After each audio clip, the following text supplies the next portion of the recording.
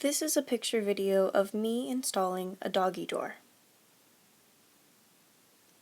I had to remove the floor molding. There were 2 layers.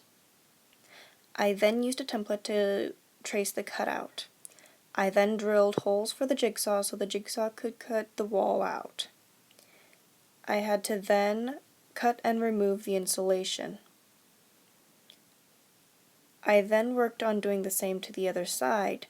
However, I came across a problem. Underneath the exterior stucco, we found iron mesh. It had to be cut through, which took time but was accomplished in the end. I then used toggle bolts and inserted them into the 1/2-inch holes that I drilled. I did the same to the exterior.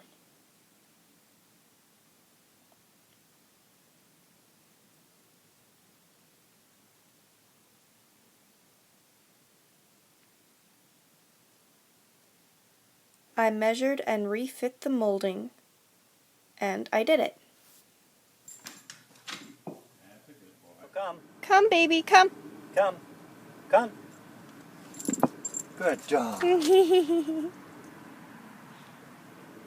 dog. That's right.